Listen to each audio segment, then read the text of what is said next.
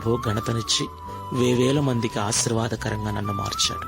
నా ప్రియమైన సహోదరి సహోదరుడా, ఈ మాటలు వింటున్న నీవు అవమానపరచబడిన స్థితిలో కృంగిపోతూ ఉంటే భయపడకు. విశ్వాసములో బలహీనుడవు కాక, ప్రార్థనను విడవక, సంఘానికి దూరము కాక, స్థిరబుద్ధి కలిగి ప్రభువును సేవించు. ఈ వాగ్దానం నెరవేర్చబడినట్లు నాతో కలిసి ప్రార్థించు. ప్రేమ స్వరూపుడైన తండ్రి, పరిశుద్ధుడైన ప్రభువా, మీకు స్తోత్రాలు చెల్లిస్తున్నాం. మీ అవమానమునకు ప్రతిగా రెట్టింపు ఘనతనిస్తానని ఈరోజు మాతో మాట్లాడినందుకు స్తోత్రాలు. అవును తండ్రి, మా చేతగాని తనాన్ని బట్టో, తెలుసో తెలియకో మేం చేసిన పొరపాట్లను బట్టో, తప్పులను బట్టో, మా అపజయాన్ని బట్టో, ఆయా సమయాలలో ఇంటిలోనూ వీధిలోనూ కొన్నిసార్లు సంఘములో కూడా అవమానపరచబడుతూ, చులకనగా చూడబడుతూ, హేళన చేయబడుతూ ఉన్నాం.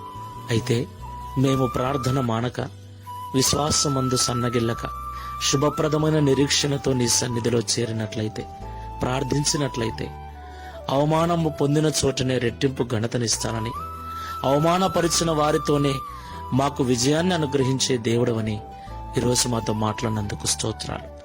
ఈ ప్రార్థనలో ఏకీభిస్తున్న వారిలో అలాంటి బలహీన పరిస్థితుల్లో ఉన్నట్లయితే ఈ మాటల ద్వారా బలపరచండి. అవమానపరచబడిన స్థితిలో ఉన్న నన్ను మీరు ఆదరించారు. అవమానం పొందిన చోటనే ఘనతను, అవమానించిన వారి వలననే ఘనతను మీరు నాకు అనుగ్రహించారు.